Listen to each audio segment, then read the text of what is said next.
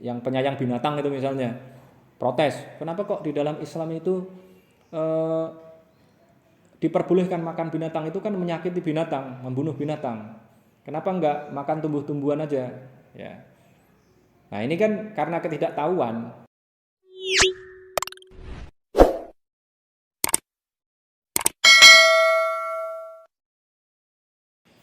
Assalamualaikum warahmatullahi wabarakatuh. Alhamdulillahilladzi asbagha alaina ni'amahu zahiratan wa batinah, wassalatu wassalamu ala Rasulillah wa ala alihi wa sahbihi wa mawalah. Asyhadu an la ilaha illallah wahdahu la syarikalah wa asyhadu anna Muhammadan abduhu wa rasuluh la nabiyya ba'dah. Kita akan melanjutkan kajian kita, kajian Al-Qur'an kita per kata, dan sekali lagi saya akan selalu mengingatkan kita semua bahwa ada kata-kata di dalam Al-Quran ini yang sudah diserap ke dalam bahasa Indonesia, dan mestinya itu membuat kita mendapatkan kemudahan di dalam mempelajari makna Al-Quran, menjadikan kita menjadi lebih semangat lagi di dalam belajar Al-Quran. Bismillahirrahmanirrahim.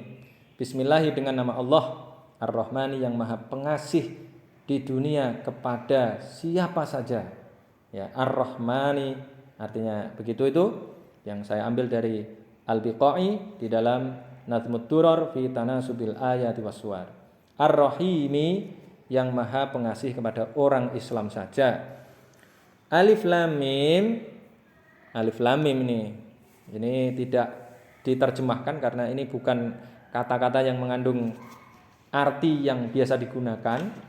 Maka di dalam tafsir-tafsir biasanya hanya diberi komentar. Allah lebih mengetahui apa yang dia maksudkan dengan alif lam mim itu.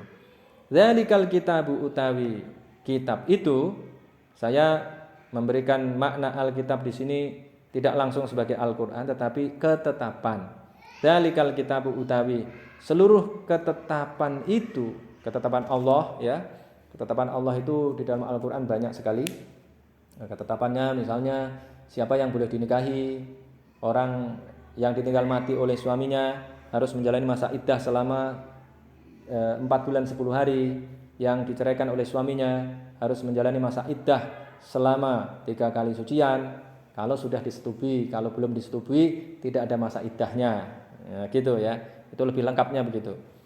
Dzalikal kitabu utawi segala ketetapan Allah Subhanahu wa taala tentang siapa perempuan yang boleh dinikahi, misalnya ada di akhir surat akhir juz 4 itu, hurrimat alaikum ummahatukum wa banatukum wa akhwatukum wa ammatukum wa khalatukum wa banatul akhi wa banatul ukhti wa ummahatukum allati arda'nakum wa akhwatukum minar radha'ati wa ummahatu nisaikum wa rabaibukum allati fi hujurikum min nisaikum allati dakhaltum bihin fa illam takunu dakhaltum bihinna fala junaha alaikum wa halailu abnaikum alladhina min aslabikum wa anta juma'u bainal ukhtaini illa ma qad salaf innallaha kana ghafurur rahima.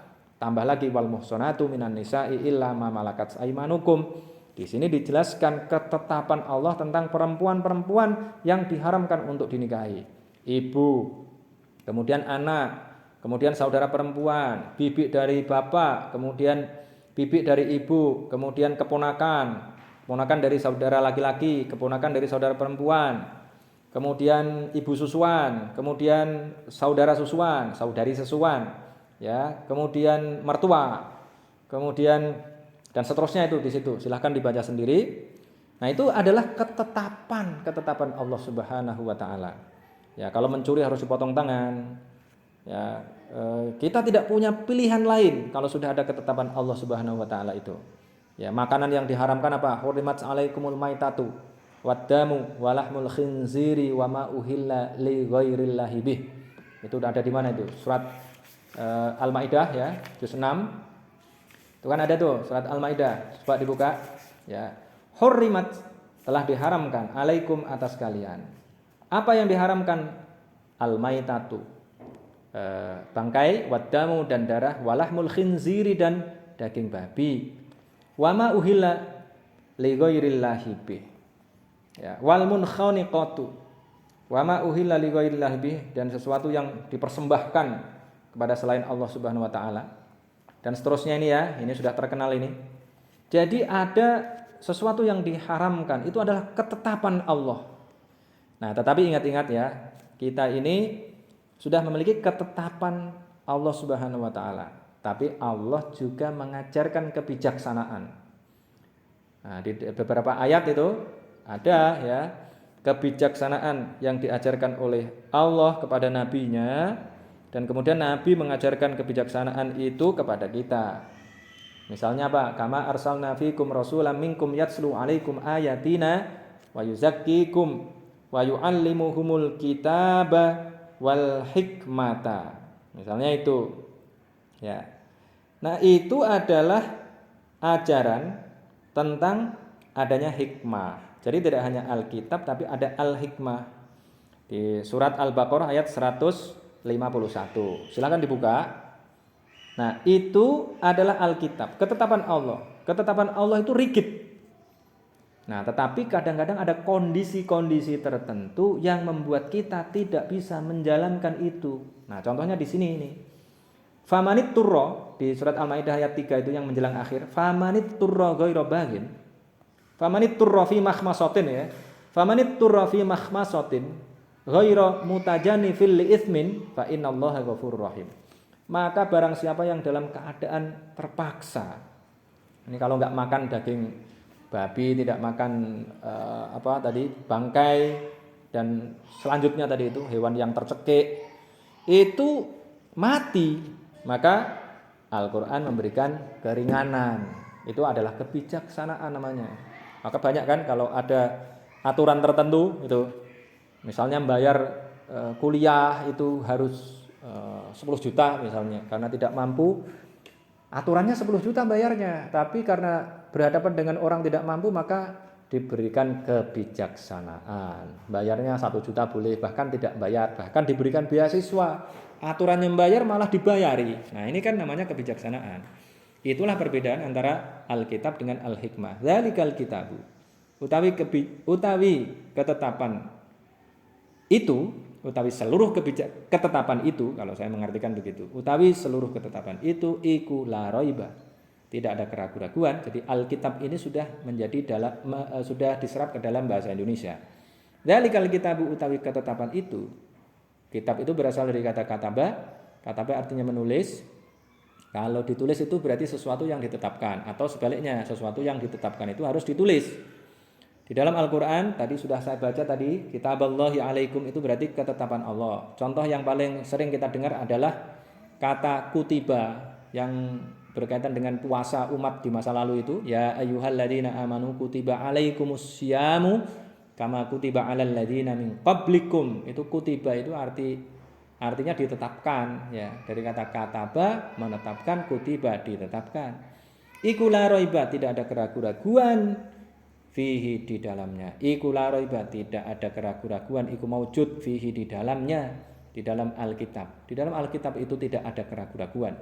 Itu berasal dari Allah Subhanahu wa taala, karena berasal dari Allah Subhanahu wa taala yang merupakan pemilik, pencipta, karena pencipta pemilik, pencipta alam semesta ini, yang penyayang binatang itu misalnya, yang menciptakan. Protes, itulah kenapa kok di dalam Islam itu Allah Subhanahu wa taala yang membuat diperbolehkan makan binatang itu kan menyakiti binatang. Apa yang dia bikin itu? Kenapa enggak makan tumbuh-tumbuhan aja? Yang sangat penting bagi manusia. Nah, ini kan karena ketidaktahuan. Sesuatu yang bermanfaat, kita bisa menganalisis ini. Ini banyak misalnya kalau orang kita belajar ilmu faal ya, tahu ya. Ilmu tentang fisik kita ini jadi tahu. Manusia itu diberikan gigi yang tidak hanya seperti gigi sapi atau gigi kambing, tapi ada gigi harimaunya juga, ada taringnya. Ya, kalau harimau hanya punya gigi-gigi yang tajam-tajam itu yang memang fungsional untuk menggigit daging. Tapi kalau kambing dan sapi ya hanya untuk makan tumbuh-tumbuhan aja gitu. Nah, kalau kita ini enggak, kita ini diberikan gigi dengan konstruksi yang luar biasa ini, jadi bisa makan segala gitu. Dan kemudian usus kita juga didesain sebagaimana yang ada pada kita ini. Ada usus besar, usus kecil ini. Itu untuk apa? Untuk menjadi pemakan segala tadi. Pemakan tumbuh-tumbuhan, pemakan daging. Maka ya boleh ya. Yang penting caranya bagus. Kan diatur juga. Menyembelih binatang itu bagaimana caranya agar tidak menyakiti binatang. Kan ada caranya, disembelih langsung mati gitu.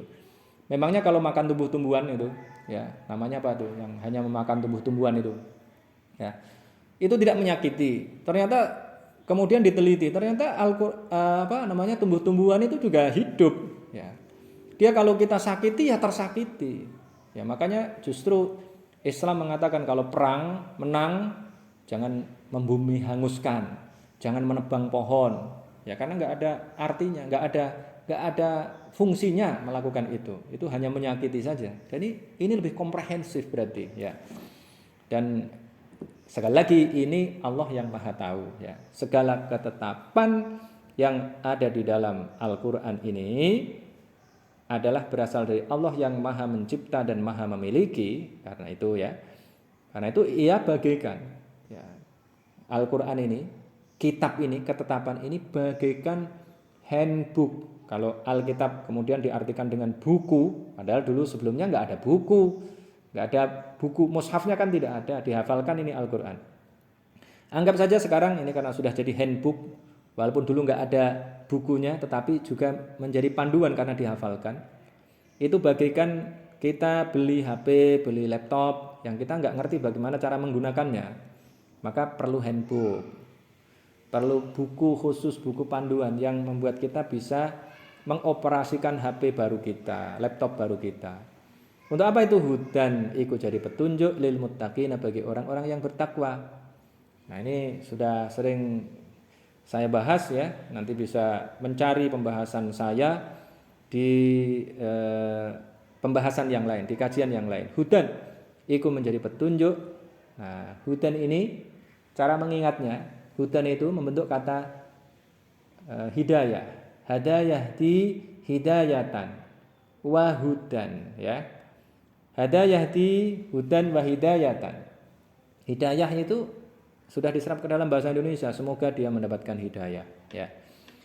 Jadi mengingatnya hudan menjadi petunjuk, iku jadi petunjuk lil muttaqina, bagi orang-orang yang bertakwa.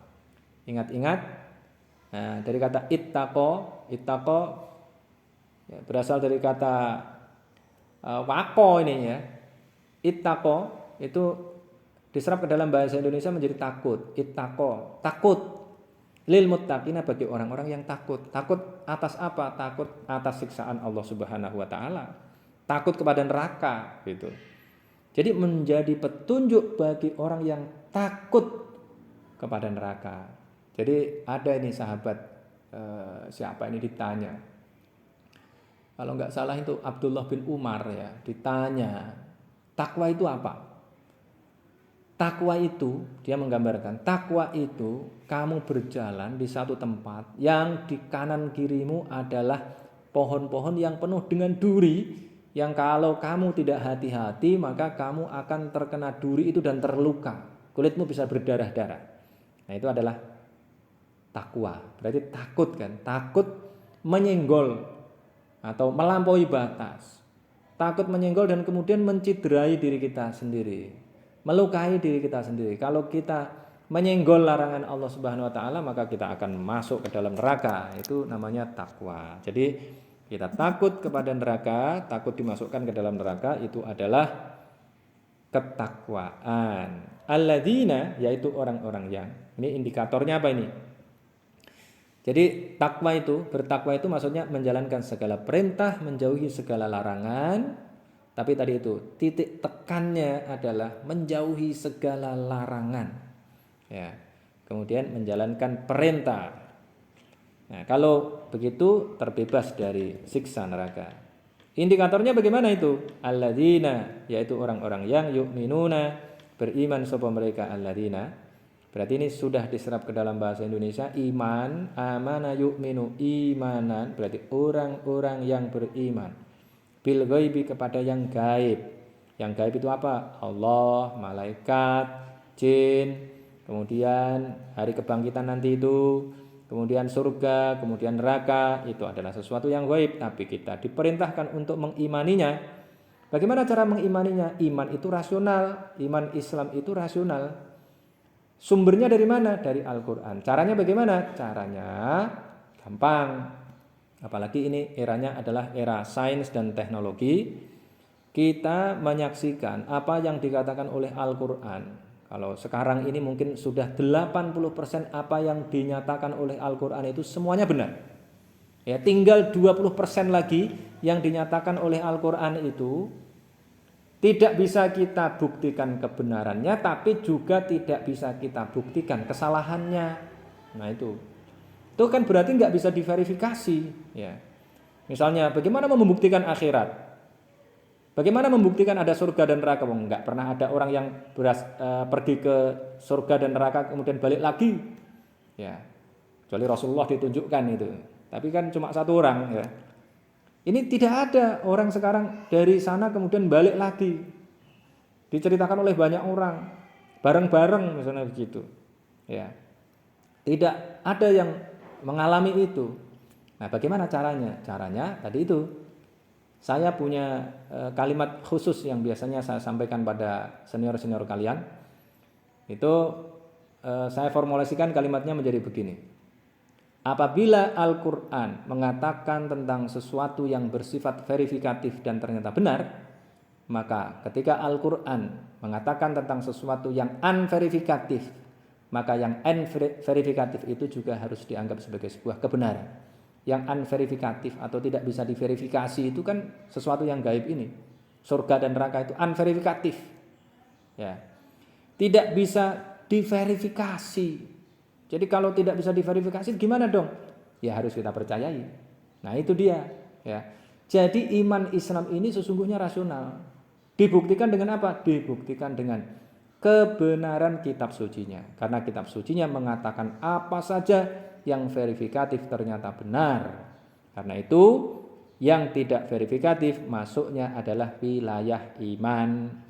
Maka ini yu'minuna bil ghaibi. Gitu cara memahaminya, ya. Wa yuqimuna, dan mendirikan sapa mereka, menegakkan, mendirikan, maksudnya melaksanakan ing as-sholata salat. Salat itu artinya doa. Isinya kan doa semua itu.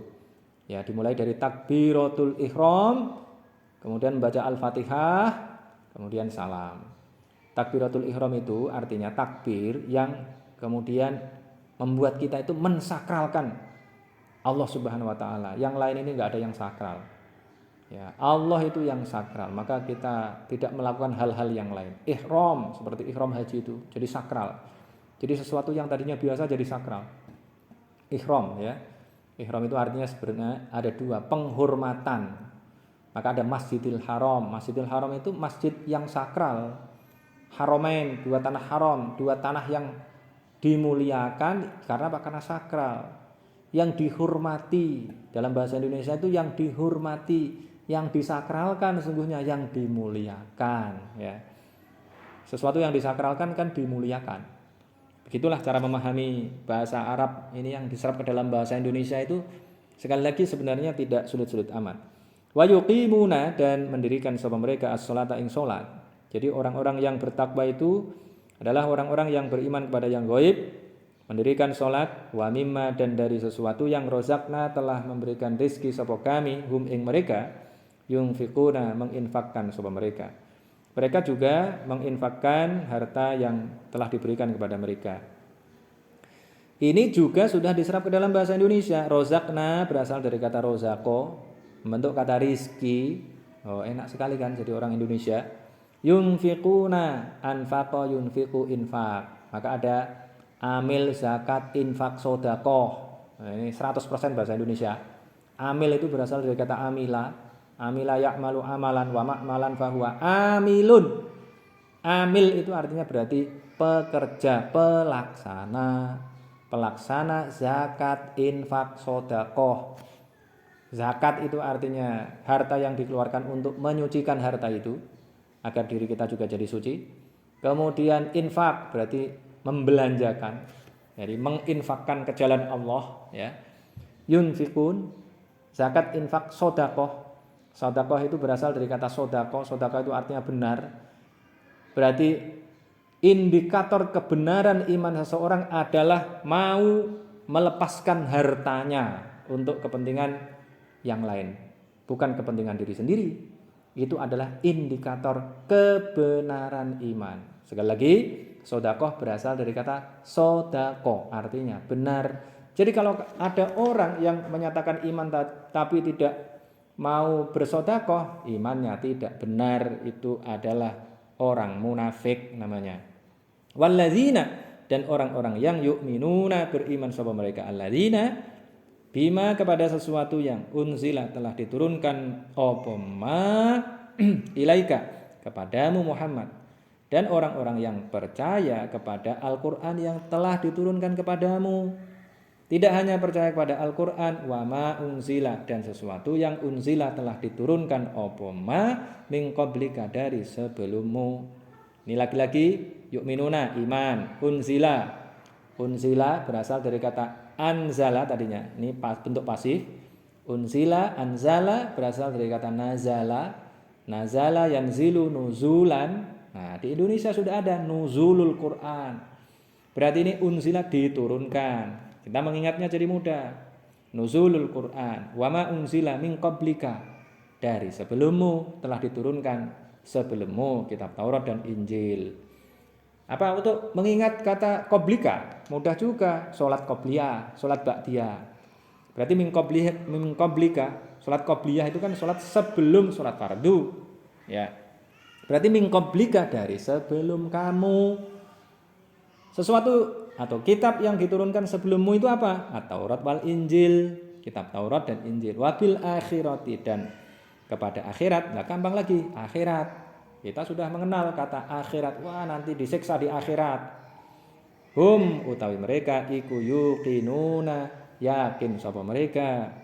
Ini juga sudah diserap ke dalam bahasa Indonesia. Yakin usaha sampai. Ya, yakin. Yakin itu artinya percaya juga. Ini adalah kata-kata lain yang sinonim dengan kata iman. Dan kepada akhirat mereka beriman juga. Nah, yakini, yakin usaha sampai. Kita harus punya kepercayaan bahwa nanti itu akan ada kebangkitan di akhirat. Kita akan dihisab. Segala amal kita baik dan buruk akan dihitung dan kemudian mendapatkan balasan. Orang-orang yang melakukan kebaikan akan dibalas dengan yang lebih baik. Orang-orang yang melakukan keburukan akan dibalas dengan keburukan berupa siksa di neraka. Ulaika, utawi mereka, iku ala hudan. Ulaika, utawi mereka. Nah, tinggal dihafal aja ini. Ulaika, utawi mereka, iku ala hudan, di atas petunjuk. Tadi sudah mir rabbihim, dari Rob mereka. Nah, Rob, ya Robbi gitu. Itu bahasa Indonesia juga, mir rabbihim, dari Rob mereka, dari Tuhan mereka. Nah, kemudian bisa diartikan apa lagi? Mir rabbihim itu dari kata Rabbun, itu membentuk kata tarbiyah. Tarbiyah itu artinya menciptakan, memelihara, mendidik artinya. Maka fakultas tarbiyah itu fakultas pendidikan. Ya, ala hudam mir rabbihim. Jadi petunjuk dari Tuhan yang menciptakan, memelihara, mendidik kita. Karena yang memberikan pengetahuan itu hanya Allah Subhanahu wa taala. Kita ini adalah makhluk yang tidak tahu. Dan Allah adalah zat yang maha tahu. Wallahu ya'lamu wa antum la ta'lamun, kata Al-Qur'an. Wallahu, utawi Allah, iku ya'lamu, mengetahui. Sapa Allah, wa antum, sedangkan utawi kalian, iku la ta'lamuna, tidak mengetahui sapa kalian. Berarti kita ini sesungguhnya tidak tahu. Pengetahuan kita ini berasal dari Allah Subhanahu wa taala, itu. Jadi sampai ke sana itu pengertiannya, ulaika ala hudam mir rabbihim. Dengan mendapatkan pengetahuan itulah maka kita jadi mendapatkan petunjuk. Dengan petunjuk itulah kita mendapatkan pengetahuan, dibolak-balik sama saja. Wa ulaika, dan utawi mereka itu, hum, ya mereka, iku al-muflihuna, orang-orang yang beruntung. Al-muflihun itu berasal dari kata falah. Falaha. Kemudian kalau falah artinya beruntung, al-falah itu keberuntungan, maka kemudian membentuk kata al-falah. Al-falah itu artinya yang banyak beruntung. Tapi kemudian diartikan dengan petani, ya. Petani itu kok banyak beruntung gimana? Ya, tinggal nanam aja. Kemudian panen. Nah, kemudian jadi orang yang banyak beruntung. Tapi sekarang konteksnya berbeda ya. Petani di Indonesia terutama ini menjadi orang-orang yang banyak merugi. Kenapa? Karena sudah menanam, sudah memanen, nah, kemudian dijual ternyata harganya tidak sesuai dengan biaya produksi. Nah, itu jadi berbeda lagi konteksnya. Ya, kalau ini urusan politik lah ya. nanti ada kajiannya tersendiri.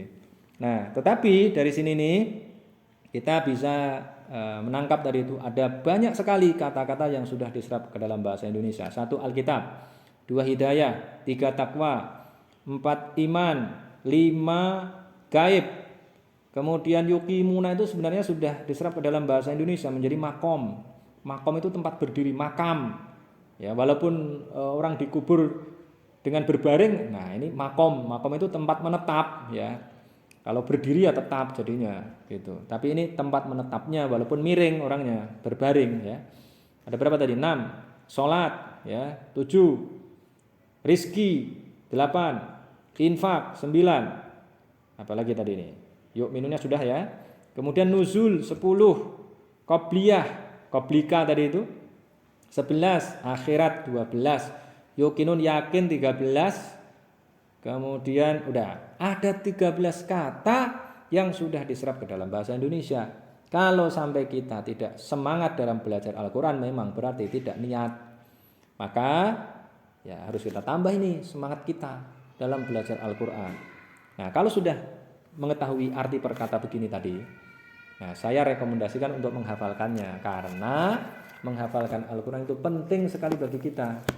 Ya, menghafalkan Al-Quran, memahami maknanya itu adalah 2 jenis pekerjaan, 2 jenis aktivitas yang sangat sinergis. Maka saya tidak bisa memahami kalimat santri yang mengatakan saya mau fokus menghafalkan Al-Quran nanti memahami artinya, atau sebaliknya saya mau fokus memahami kitab gundul nanti baru menghafal. Tidak, sesungguhnya memahami kitab gundul itu kan juga harus punya khasanah, punya perbendaharaan kata-kata. Nah, menghafal ini berarti kan menambah perbendaharaan kosakata. Kalau kata-katanya kita hafalkan, maka kita akan lancar dalam membaca kitab kuning, kitab gundul. Ya, karena tinggal rangkaiannya aja kita pahami secara logik. Kalau logikanya sudah kita pahami, maka akan menjadi mudah.